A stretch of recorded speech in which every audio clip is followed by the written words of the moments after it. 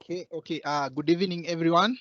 So, welcome to today's presentation. Let me first of all know if you can all hear me. You can text for those whose mics are muted. Michael, can you hear me? Yes, John, I can. Yes. So my name is John Gatonye. Today I'm standing in for Crispo to be the coordinator for this presentation. So for the new members and those who are joining, so for my call, we normally start the meeting and then members will be joining as we proceed because also of time. But I can see we still have some people on board. So today presentation, we are going to start with Michael Ngodho. So Michael is a certified information security manager, and today is going to maybe present to us on analytics, visualization, and data privacy. So the normal way of how we normally do this, we normally give the presenter a chance to show us what he has prepared, and then we keep on noting our question. And then at the end of the preview, we can also all address all those questions that he may be having. So I think with that, Michael, then if you are ready, you can get started.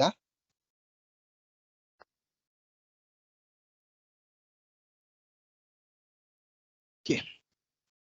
So Michael, I've given you the rights. You can share your screen and still, even if you can be able to start the presentation. All right, thanks so much. Afternoon, evening, everyone. Good morning, wherever you would be. I'll start with a brief of who I am. Then we'll dive into the details of the presentation. Just let me know if you can see a screen that briefly describes who I am. Who I am in terms of education, graduate from JKUAT, or Jomo Kenyatta University of Agriculture and Technology. Studied Bachelor of Science in Technology, Information Technology, after which I decided to pursue a different angle on technology. I worked as a developer for about 6 months. You can see from my photo there, I'm purely bald. So for the first 6 months after graduating, I worked as a developer. I lost all my hair, and I knew this is not for me. I decided to pursue a different channel in terms of a career. So I went into assurance. So took a CISA in June of that year, then continued working in different places, worked as a lecturer, teaching computer applications and computer packages for the remainder of the year. So I worked as a programmer from 2004 June to the end of that year. Then between January and September of the next year, 2005, I worked as a lecturer, supported a local application called Sarah Software, after which I joined KPMG in 2005 as an assurance person, as an IT advisor. Worked there for about 5 years, after which I worked for Barclays Africa for another about 3 years in IT audit and IT risk. Then moved on to EcoBank in East Africa, working in Kenya, South Sudan, UG, Tanzania, looking after IT audit, again, and risk management. I had the opportunity to deploy what we call audit support software for this particular organization. So I worked there for a year, and my entrepreneurship bug beat really hard, and in 2015 I left to formally set up Rosewood Technology and Risk Consulting, which we refer to as Tech Risk, in May of 2015, and that's what I have been up to since then. So I say I'm a co-founder because there's two of us, myself and Rosemary, run the farm. We have a pool of consultants with whom we work, and I'll be sharing briefly here as we go into our conversation today on a bit of what we do. So our conversation today is, yes, analytics and visualization. But today we want to have a very special emphasis on data and privacy. And that's what we'll be talking about for the next few minutes.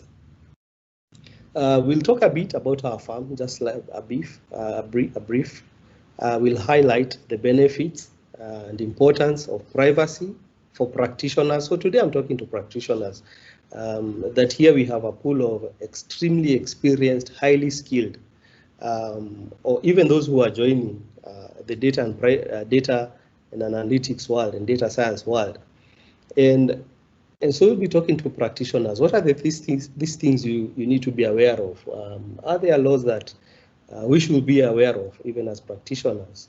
Then we look at different privacy laws, a bit of our responsibility, and then we'll close it at that particular point. So talking about tech risk has existed since 2011, but formally incorporated in 2015. And we focus on data and assurance. We work with businesses of all sizes to what we are saying to construct, improve throughout stages, employing challenging breakthroughs, and combining configurations to help our clients to be more safe. So that's our assurance work or our data work. Under data, we look at data and visualization. We have a particular interest in data reconciliation, data migration for organizations that are either deploying new systems, enterprise systems, because that's an area we participate in. And then assurance through data. What is assurance? So assurance is where we say we provide business owners or stakeholders with assurance that their data there is a posture of due care as far as data is concerned. And in terms of our assurance work, we perform technology audits, whether it is on infrastructure, think about hardware, think about networks, think about business systems applications, enterprise resource planning softwares, management information systems of different kinds, with a bias in health, education, financial services, and then in public sector also we do a bit of work in under health.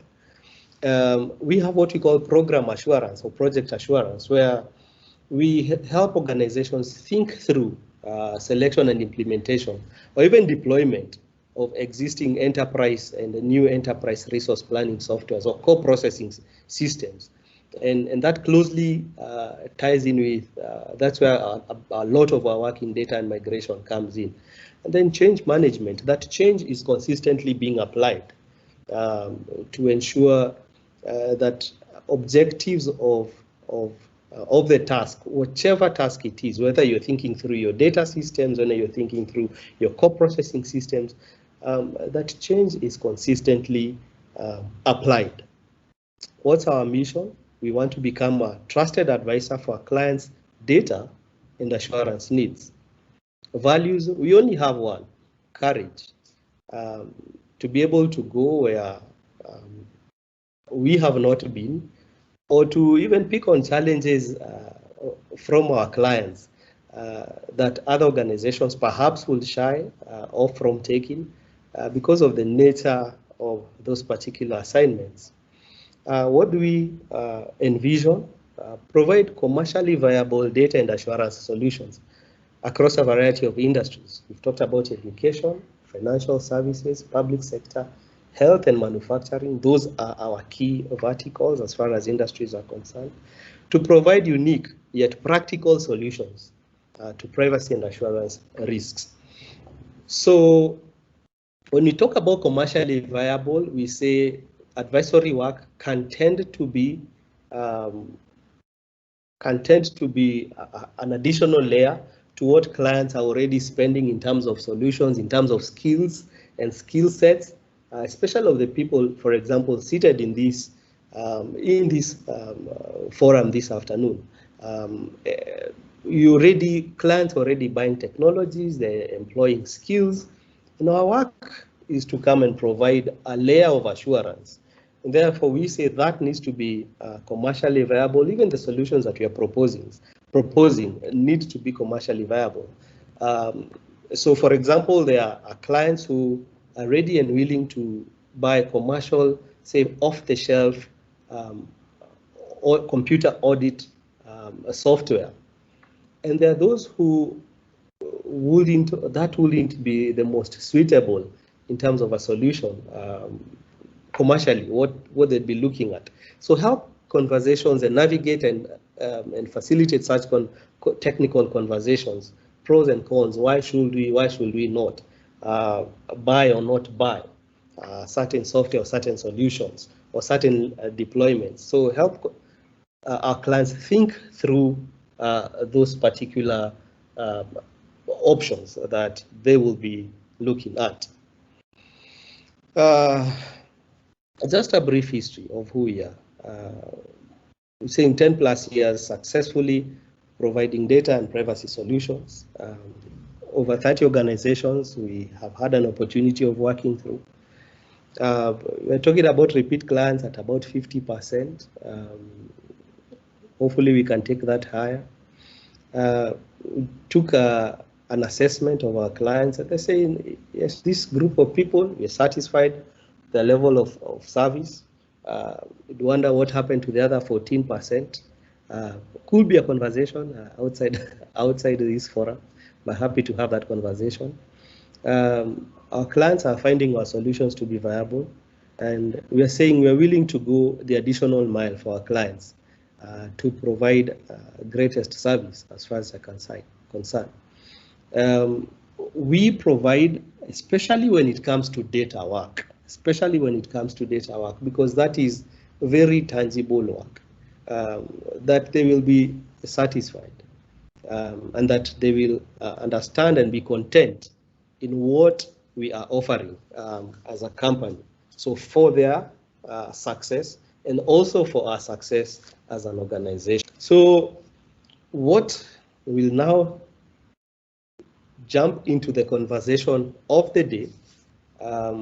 So as we said, we are not talking about visuals today. We are not talking about what kind of techniques to use, but we're looking at data and the things that do affect data, and in this particular case, privacy.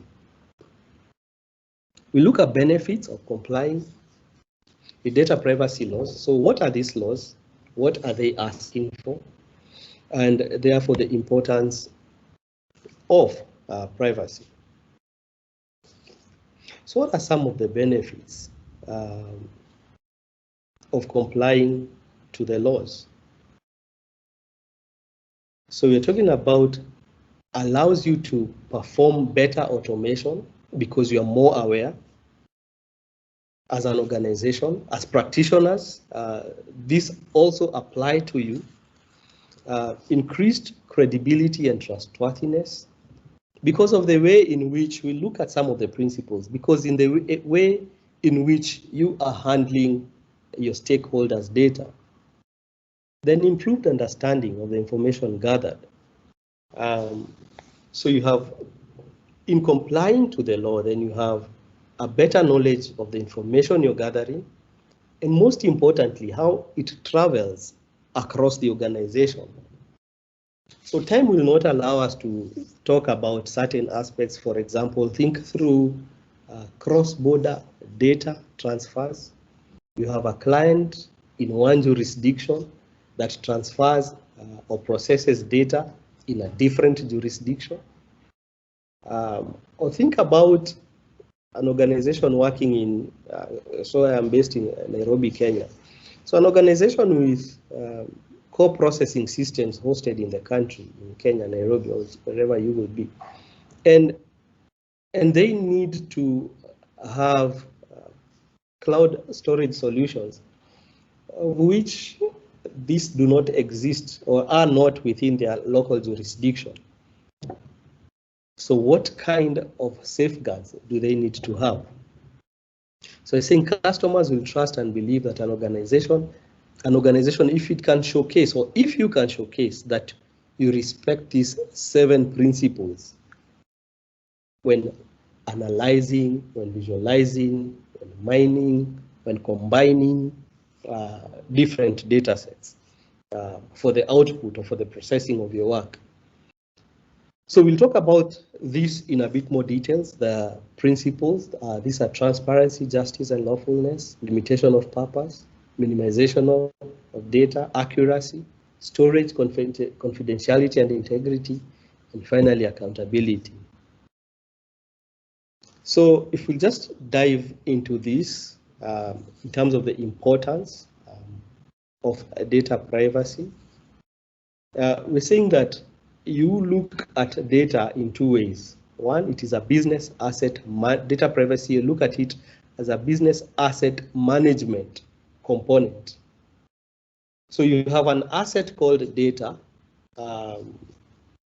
that you need to manage, And then you have, on the other hand, compliance to regulators. We'll talk about some of these regulators. But in Kenya, we do have one. Anyone care to share who one of our regulators on data is?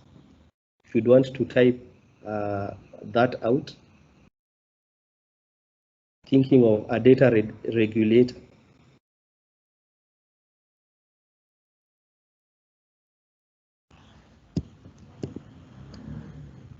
Anyone willing to take a wild guess? So that's the Office of the Data Protection Commissioner of Kenya. So that's one of the people whom we as data practitioners need to interact with, either directly or indirectly, even as you think through, and even as we grow through our careers or take different paths as far as data is concerned. So those are the two key components. As a business asset management tool, the last bullet, they say we want to derive sustainable value. You want to be able to use data within the organization to derive the most sustainable value. Not maximum, not minimum, but the most sustainable.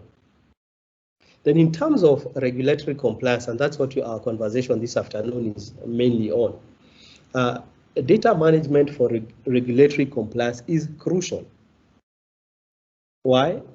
Because you're collecting, you're storing, you're processing personal data, because that's what privacy deals with.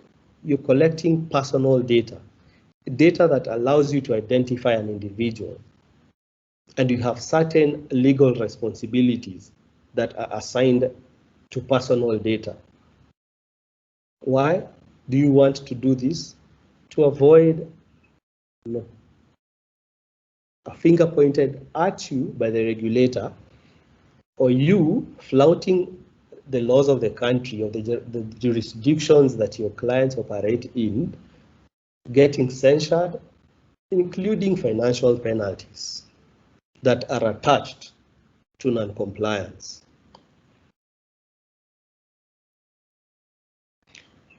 So let's look at data and data privacy. We're saying some five data rules. We're saying that these refer to a person's ability to choose when, how, and to what extent their personal information is shared or disclosed to others. So the data sets that we are working on. So we might say, but my work is visualization, my work is analytics, my work is to publish this on our company portal. Will we be helping our organizations comply? Are we aware that leadership within our organization has put in place mechanisms that allow you to process certain sets of data? And the personal data we are talking about here is a person's name, an address, a phone number, online or even offline behavior. So are we able, when we think through our work, do we have the assurance that we are in compliance of the laws? So the biggest contributor or the biggest reference when it comes to data and privacy, when we think through these laws that are in place, one of the most, I'd say, widespread and possibly most talked about regulation is your General Data Protection Regulation Act of the EU. And here also we have added other data protection acts. So what we're referring to as the other DPAs. So Kenya has one enacted in 2019. We have had a law that looks at personal data. Uganda also has enacted a law. In fact, they enacted in the same year. I think Kenya kicked in November, if you remember well. Uganda must have kicked in probably earlier in the year. But what we are saying at this point is data, personal data has been subjected or will continue to be subjected to rules and regulations across different markets, different jurisdictions, even different verticals in terms of industry that require us as practitioners to be aware and therefore ensure compliance. What are the big 5 privacy rules? We're talking about consent. We're talking about purpose. We're talking about disposal and destruction, access and security, and we're talking about accountability and disclosure. In terms of consent, what are we thinking through? What are we saying? That we need to be aware that the primary data owners have given consent that their data, 1, can be collected, 2, can be processed, and definitely can be published out there. I got a text the other day from a head teacher of a former school where my kids used to go to. She sent me a text on Thursday. She asked me, Michael, in the past, when we have received new students, we've published their names and their faces in the school magazine, in the school termly magazine or yearbook. Do you think we should do that this year? I said, for a abundance of caution, you shouldn't. Why? Unless you expressly sought that consent, that their names and their images would be used in such publications. Earlier this year or late last year, we read in the Daily, in the press, of a Kenyan employee who has sued their company, and I think they got about 2 million shillings because the employer used their image on a company publication. I think it was a calendar. And what are we saying? Consent requires that approval of the individual involved is actually given. In terms of disposal and destruction, I think that data that isn't being used anymore shouldn't be necessarily held and should be erased. Data must have a retention time connected with it and should be evaluated regularly and deleted or discarded when it is no longer needed. The data that you are holding on your laptops at this particular point, do you need to be holding it? Or on your analytics servers? Or on your portals? Should it be there? Are you holding it, or should you have disposed of it and destroyed it? Purpose, ensure you need information before collecting, and I will say processing, because now we're talking about us as people who process data. That it is very clear, our agreements, between us and our clients, or between our organizations and the clients that we serve, that data is processed for the purpose for which it was actually collected. You must not gather or utilize data without prior authorization. So that talks about consent. But also, you shouldn't, the laws are very clear that you shouldn't process data for a purpose for which you did not collect it for. So you're moving into data science, machine learning, to better understand patterns and behaviors and trends, etc., predict, prescribe, decision making for business leaders. But is that legal? Are we doing that correctly? So we talk about the fifth rule, a fourth rule in access and security, that data should be accessed by those who are authorized to access it. So think about reports that we generate, visualizations and analytics that we perform. So at the application or the software layer, data is highly confidential. Only those who need to process certain data are able to are able to capture and perhaps process certain data elements. Is that also maintained when we have received the data, have analyzed, generated wonderful dashboards, wonderful analytics out of it, and published it? Are we maintaining the same level of access? Security. So security talks about three things. In security, we talk about confidentiality of data, integrity of data, availability of data. So that's what we refer to as security. That your data is confidential, that those who need to see it are the ones who are seeing it, that data maintains its integrity unless processed through data systems, and now, as an extension, through analytical systems, if I was to call it that way, that they maintain their state. That when I look at a report generated through analytics, that report should maintain the same accuracy or integrity of data as though that data is sitting on a database somewhere. And availability, that data will be availed. Data can and will be availed as needed. So data should be retained and stored, one, anonymously wherever possible, utilizing the most up-to-date security. And that is a conversation beyond us this afternoon.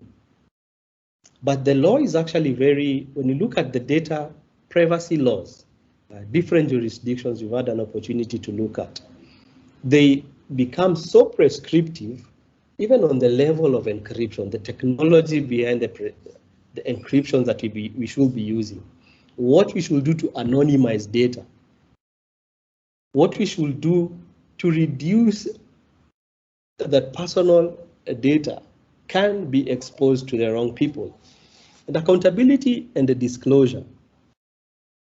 So customers or individuals have been given the right through these laws of finding out the kind of data organizations hold about them. So today, if you've given your data to an organization, you have a right to go and find out what that data is and how they are safeguarding it. We're saying individuals can sue or denounce businesses that abuse or misuse personal information. So this will quickly start catching on in our market and in our jurisdictions. We will start seeing, and I think we've already seen this, I think one of the supermarkets has been censured, financially punished by the regulator or the PCC for exposing or using customer data that they were not intended, that was not intended for. So you've gone perhaps into a supermarket, you've registered for a loyalty program, and perhaps in that loyalty program, they do not tell you that they will be from time to time sending you updates on discounts that they have in the business, for example, a product on offer, etc. So organizations have been sued by individuals. Individuals have sued employers. I gave an example earlier, because personal information has been, in this case, misused. Fines can amount to approximately 4% of your annual revenues. Provides different penalties. So the Kenyan Data Protection Act says among some of the penalties is a charge of about, is it 10,000 shillings per day per data breach? Per day per data breach. So there is an ongoing conversation. So what is a data breach? Will it be for every record that has been breached? Say if we have a breach of about, say, 1,000 records, is that breach going to apply? So there's been a data leakage of personal information because access and security wasn't provided. So there's been a breach of about 1,000 records.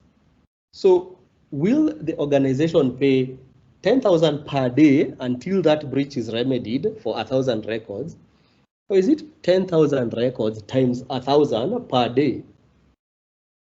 So when we start thinking through this and our role as people who process and publish information and data through analytics and visualization work, are we contributing towards safeguarding of personal data?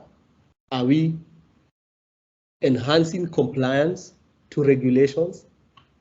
Are we enhancing the reputation of the work that we do or for the organizations that we work for? If you are a data processor or a data controller, the law goes to define who those people are and what they do and what the expectations are. Are we in compliance? Are we working toward a path that reduces the chances of such happening? So there are a number of laws across different jurisdictions, and I'd like for us to quickly go through some of these. So we have GDPR, I think most commonly known, law governing data privacy.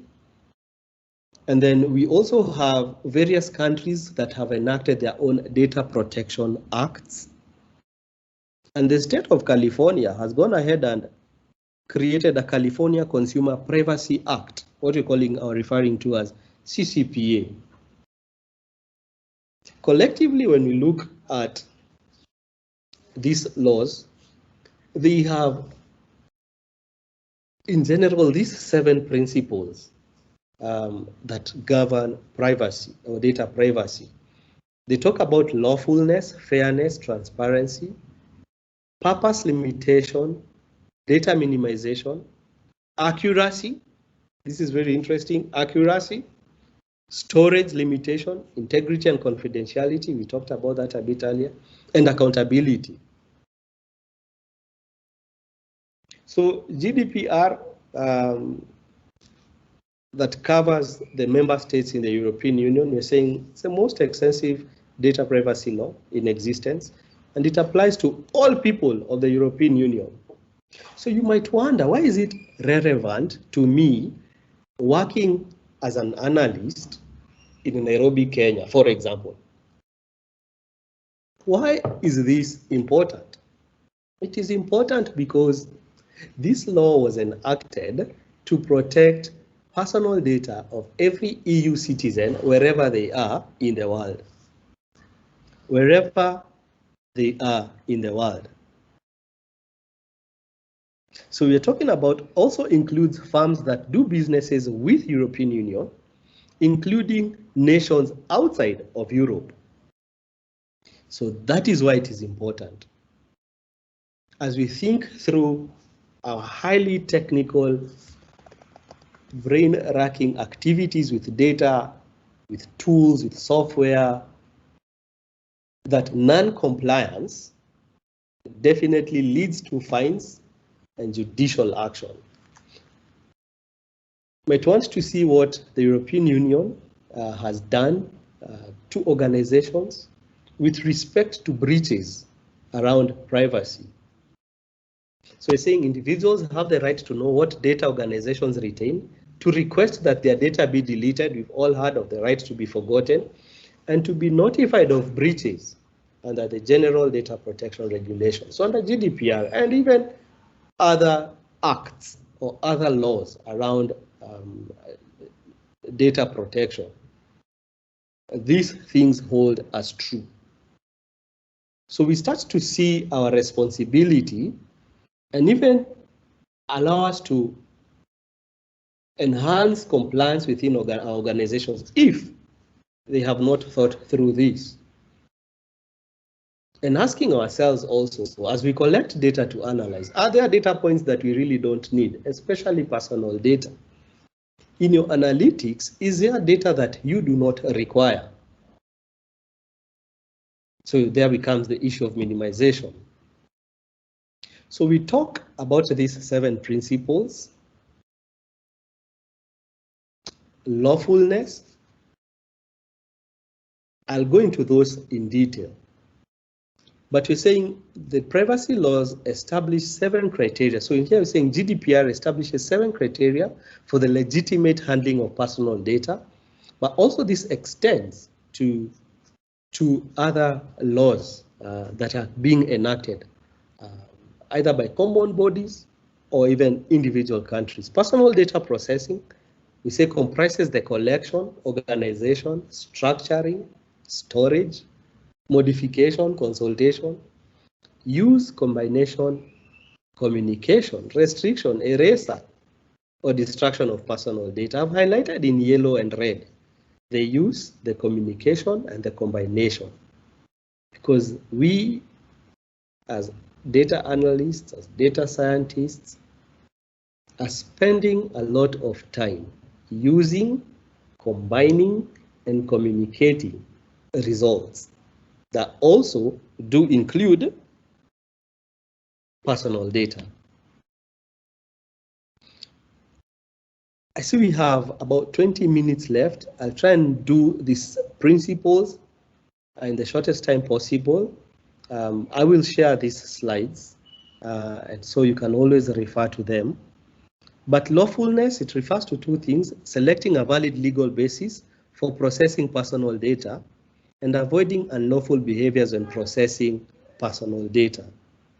Always specify the legal basis or justification for collecting data. For collecting data. Fairness, personal data should not be misused or processed in any way that might have a detrimental impact on an individual. So process data that you've acquired legally, process it fairly. Transparency, that you have clear, open, honest communications on how data, personal data, will be utilized. Whether you're doing predictive analytics, is that the reasons for which you collected that data? So as we sign on clients, perhaps our compliance teams need to think through the terms and conditions, the rules and regulations, and say that this data might be in certain ways, because you need them to consent before you go and use it.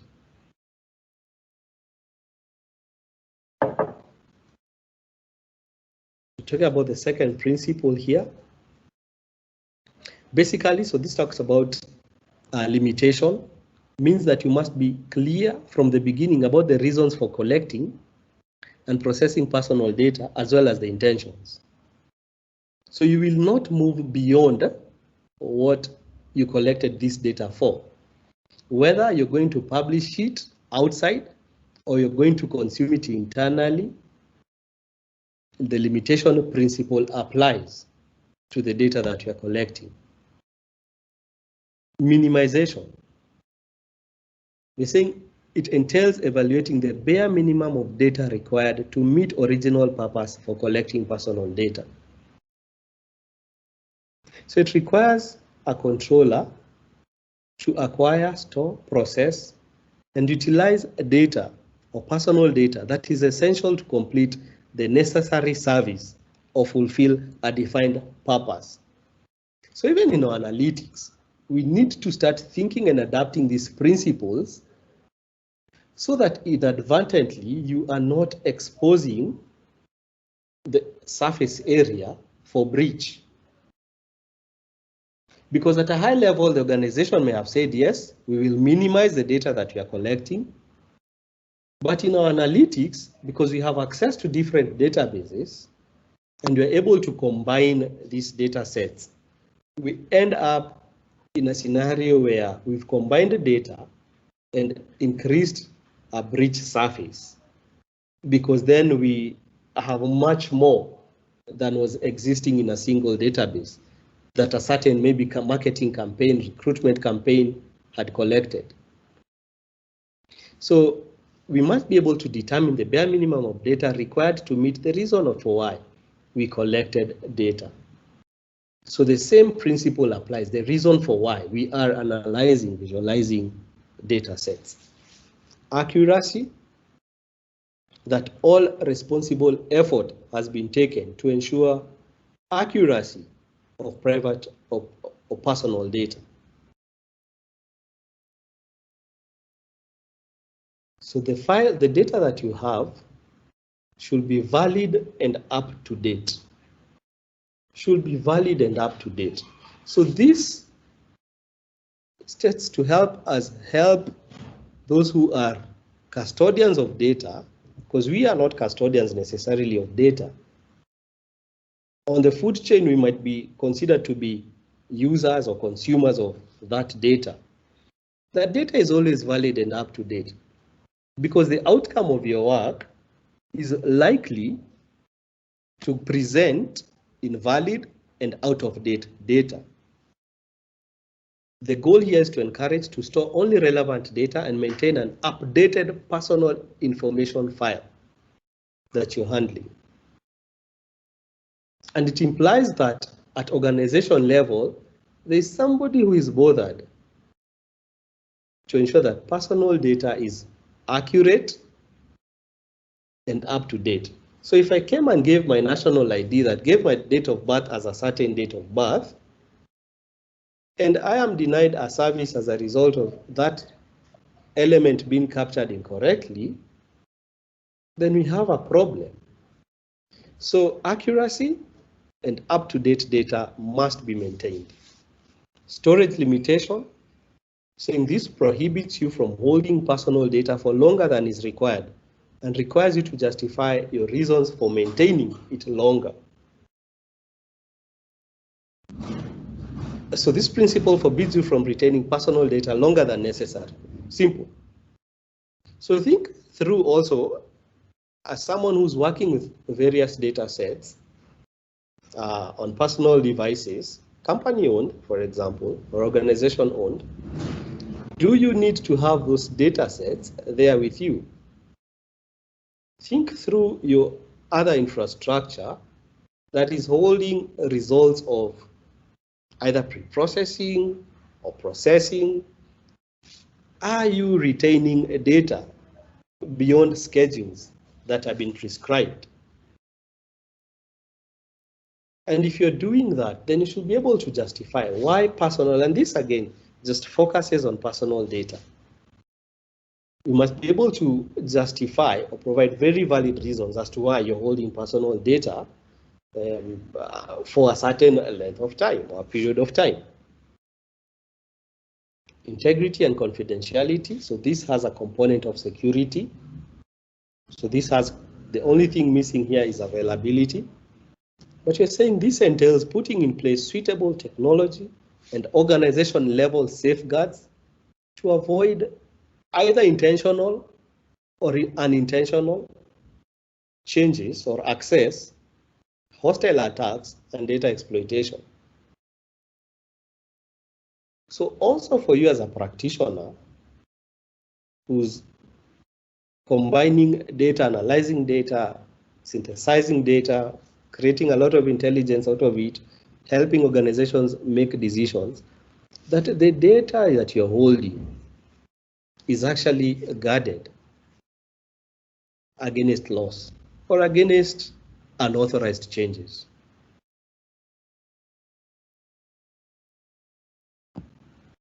So organizations should be able to mitigate against what we are calling hostile attacks and breaches and inadvertent changes to personal data. Accountability. So this deals with compliance. This is purely compliance that internally organizations have set in place controls or procedures, policies, safeguards, processes that allow you to comply. So do you have mechanisms through which you request data sets, for example? Are you bound by internal regulation on how you will use the data? Are you aware of these existing policies and procedures internally, if they exist? That ensures that you are also accountable to the personal data that you are holding. And you realize more and more data is that we are analyzing or that is being generated in this world relates to our behaviors and our patterns. That's what organizations are after. That's what we are, what we need to analyze. That's where the intelligence is lying. That's where the decisions are being made. That's where companies are generating revenue and growing as organizations. So we need to ensure that we are operating in a framework that has policies, procedures for safeguarding and ensuring compliance to the various laws that are there. We look at two areas here. So time allowed us, we'd go through some of the examples here. So we look at financial institutions in different jurisdictions. We'll look at healthcare and educational institutions, that jurisdictions that have developed very specific safeguards. And because of the flat nature in the world that we live in, we're saying now that we are in a village, we are literally in a global village, is that some of these will, in a very short while, if they have not, they will touch on the work that you do. So you have GLBA, the Graham-Leach-Bailey Act compels financial firms to protect customer financial information. Give us a task. Go find out where GLBA is applicable and see if you're working in this space or you work with data in this space, if you have any level of exposure. It says, why do we have it? It decreased the possibility of fines and reputational damage as a result of unlawful disclosure or loss of sensitive personal financial data. Healthcare, this for us is really critical because this is a space we do a lot of work. Health Insurance Portability and Accountability Act, HIPAA, signed into law by Bill Clinton, is a data privacy regulation enacted to protect patients' sensitive health information. So one of the areas we work in is in the area of HIV/AIDS. And as we advise governments on developing systems to keep track, because there are certain aims that the world kind of countries in the world have made. We say they want to reduce the rate of infection, they want to reduce the rate of the disease, they want to reduce. For them to be able to do that, they need, for example, to be able to have a database of who the HIV/AIDS clients are. And in so doing, you want to, at the end of the day, be able to analyze, process, report on these very key indicators But as you do that, as we do this, as we help governments think through this business need, let me call it business need or economic need or health need, it is worth noting that there are certain laws, depending on jurisdictions, that certain health laws are applicable. So for countries that do not have, or data sets that do not have or are not affected by this particular act, your country legislation will inevitably talk about protection of health information, inevitably. Technology, GDPR, in a big way, because of the pervasive nature of technology. Chances are you are sitting or you work or are working with clients who are governed from different jurisdictions. So as practitioners in this space, worth considering as we are looking at personally identifiable information, that we are in compliance, or our organizations are in compliance to these regulations. And the Education, Family Education Rights and Privacy Act states that the student data cannot be shared without the agreement of students or a guardian. So this specifically for educational institutions, again, an area we have a bit of interest as a vertical in our business. It's very specific. Institutions must issue a 2-day notice to seek approval before even disclosing directory information. Student A, student so-and-so is in this class. If that consent hadn't been given, then they're required to do that. I think this is very specific because it touches on children or minors. So it becomes, again, a very critical regulation for those operating in this space. So as an organization, how do we help with privacy? We help organizations monitor access to sensitive and regulated data. So through our assurance work, whether it is technology audits, IT security assessments, IT security work, vulnerability assessment, penetration testing type of work, we help you to monitor and assess that sensitive data, access to sensitive data is actually happening. Monitor and detect abnormal activity on sensitive data. Help you through analyze your pipelines and movement of data within the organization, outside the organization, your interfaces, what kind of information are they processing? And help you visualize that, help you see that, and then help organizations think through their compliance journey as far as privacy is concerned, whether it is to support them in building and developing policies and procedures around data and privacy, helping them think through registration with a regulator or regulators under their jurisdiction, whether they are statutory other audits that you are performing within organizations, helping organizations to comply. Because non-compliance, beyond the financial penalties or a regulatory censure that you have, is the reputation that an organization carries, where they are known for not complying to the safeguarding of personal information, or misuse, abuse, loss of personal information. That has a very, over time, has a very direct link to the bottom line of that organization.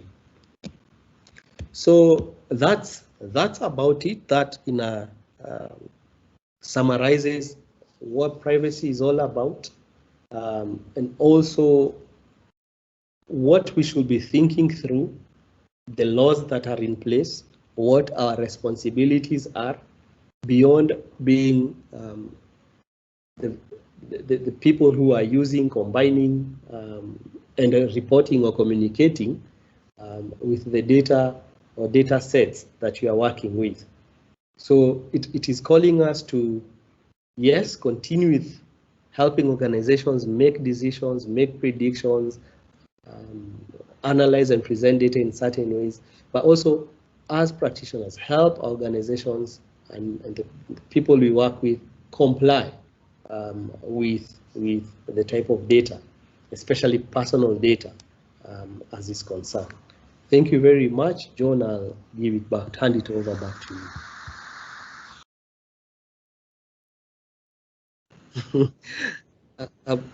Absolutely. So consent here means that the data owner, or the data subject, has agreed to whatever it is you want to do with the data. I'll give an example. So when we walk into a building and they ask us to register, the reason why they're asking us to register, hopefully, is that we are giving consent that they can refer to that information to know who accessed that building on a certain day at a certain time. That is why we are registering ourselves. If they picked that data and gave it to another third party, or they used it for any other reason other than that, then they would be in breach because we did not consent to that. The other angle of consent is, can we retrospectively go and seek consent? So we collected all this wonderful data, we have it in our custody, we want to use it in a certain way, perhaps certain levels of analytics. The question is, how do we go back to, are we required to go back and seek consent from the data subjects for use and processing of that data? So the answer is yes. That we cannot use data, because the law says in principle, we cannot use data for purposes for which it wasn't collected.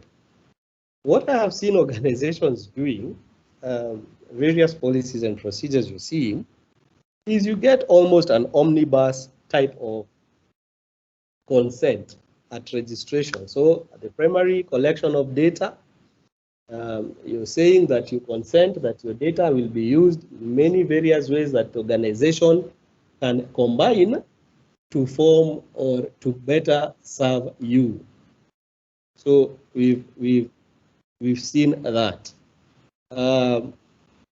So that's what is happening in terms of seeking consent. But consent must be explicit. Consent can't be assumed. Because they came to your website and you've collected, there are cookies there that are collecting my information, personal information, then it is illegal if you do not have a cookie pop-up that says, please manage your cookies to improve the level of service through which you'll get through the website. So if you collect my data and you did not tell me you're collecting it, then you're in breach because I never gave you consent. Where do the utilities lie in scope? Gladys, will Gladys be able, I'm not sure I understand what you mean by utilities. Are you thinking about the Kenya Powers of this world, utility companies, or by utilities, what do you mean? As Gladys clarifies on that, there's a question by Shiko. Should a school include the names of candidates and their marks in the yearbook? Shiko, we talked about consent. If you've sought consent for that, yes, by all means, including images. So I've seen in my children's school, they give us a form. They give us a form almost for every activity that says, say for example, your child is joining what? The swimming club, for example, or football club. The parent one gives consent on two things: that your child should form or join the club. Secondly, that their images can be used in school publications. You can consent or not consent. So it is a matter of consent, Shiko. if that is granted by the guardian or the parents. So I'll read this. I see Gladys has clarified water and electricity companies. So where do utility companies lie in the scope? So all organizations collecting personal information are subject to the law, are subject to the law. So everyone, all organizations are covered, profit, not for profit, churches. So privacy laws are wide reaching. Let me put it that way. So think about a water power utility company. You have my name, you have my PO box, you have my email address, you have my consumption patterns, so you are required to safeguard my personal information or your customers' personal information as you process their data. Maybe mine, I can ask, to what extent does the company to what extent does the company now have the liability of protecting the data, in the sense that there are some instances where it's beyond their control, assuming in the cases of hacking. So a company has been hacked and personal data have been misused. So in such cases, who is supposed to maybe bear the liability, or what measures does a company supposed to take, or do they normally have a clause that says in case of this, do we call something like unforeseeable cases, then they are not liable? Hello? So there are two things. There are two things in terms of breaches. Okay. The way we look at it. So as an organization, Okay, you have a responsibility to safeguard against breach. So the technical safeguards. So you have ways, you've either anonymized data, you have technical infrastructure, you have your whole security infrastructure around your data, whether it is firewalls that are up to date, hosts that are up to date, databases that are up to date in terms of versions and software deployments. So that is the technical bit of it. You've also gone ahead and within due care, you are demonstrating due care. You have policies, procedures that guide how data is safeguarded within an organization. Then the only thing in that case you will be required to do, in case of a breach, you have a responsibility, one, to disclose that that you have been breached, and to say, in fact, personal data has been lost. Then it is upon the regulator to come in. They will investigate, and they'll be able to tell whether you do have any what you do have you bear any responsibility, and that determination is made. So for organizations, the thing is, you must be able to demonstrate that you have due care or have put in place mechanisms to ensure private or personal data is safeguarded. Whether there's a breach, then that becomes a separate conversation, that then the regulator will look at you and say, well, the person who breached was cleverer or had advanced ways of breaching your safeguards. So, and then a determination is made, or they will say, no, you are lax, and therefore you are liable to certain penalties, even to individuals, ensuring that individuals are covered with respect to the breach that would have happened or occurred. Okay, thank you for that. Okay, I can see there are more questions on the chat box. Maybe, yep. Michael, you can address them. Okay, so let me see. I think the next one is Samuel Kamau is saying, I don't think ODPC has the capacity to fully institutionalize the Data Protection Act of 2019. There will be penalties and fines all over. Kenya is miles behind as far as data privacy is concerned. Kamau, you raise very interesting points. And our prayer, even as practitioners in this space, we know the commissioner is doing the best they can. If I was given a choice, I would really arm that particular office because of the importance it holds, not only for just processing of data, but it puts the country in a very good space to say you are welcome for business in Kenya, because we will be able to safeguard either the interests, etc., of the people who will be coming to either deploy their systems here, have the data processed or controlled from here, etc. But in terms of capacity, I know there's a lot that is being done. They're even coming up with various mechanisms of ensuring that that practitioners are onboarding to support their efforts. So that's how I will look at it. Kamau, indeed, but in terms of the law, I wouldn't say we are far behind. Maybe it is in the operationalization. We've seen the regulator begin to bite. I think we had Nakumat the other day penalized. There's an organization I spoke about earlier. I can quickly Google for some of the cases and breaches and cases in Kenya where Kenya ODPCC has beaten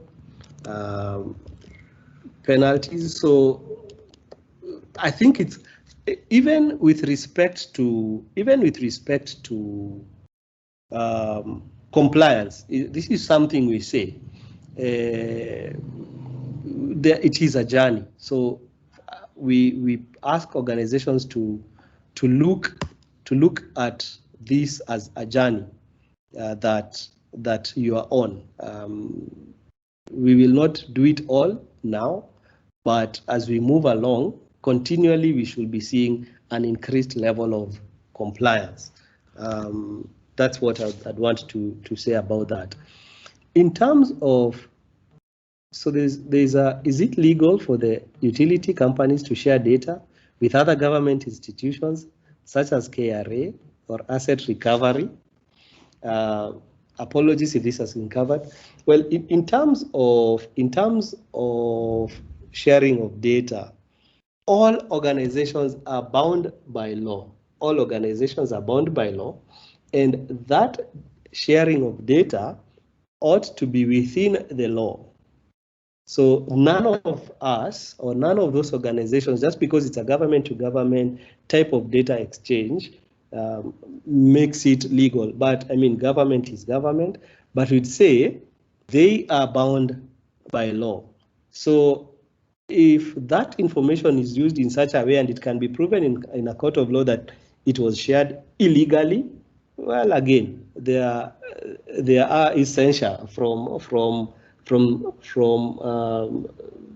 the judiciary in terms of what another arm of government will be doing. So if you're working for these organizations, let's help them think through those decisions, because there's a whole component of that law that deals with data exchange, or even what you're calling or maybe referring to as data sharing.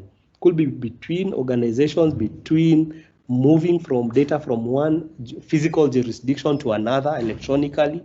So there are safeguards that and there are penalties and that are there in terms of in case of breach. Third-party risks are becoming a challenge for most. Occasionally, I check the cybersecurity measures some have implemented. Recently, one such vendor who has a global presence was compliant as far as ISO 27001, but not DPA. He was not a processor or controller. Should I be worried when they comply globally, but not locally? I've seen another comment, Kamau, he's not biting enough. Yeah, the regulator, you can say, is not biting enough. Could be a capacity issue. But also, so here, Kamau, we're saying they're compliant with ISO, but at the end of the day, you see, ISO is not a privacy law. So we wouldn't necessarily say they're compliant. So if your requirement as an organization is to have them comply with the law in Kenya, for example, or any other jurisdiction that you'd be operating in, then that is what you should be holding them to. That's the standard to which you should be holding them to, and not necessarily the industry standard on security.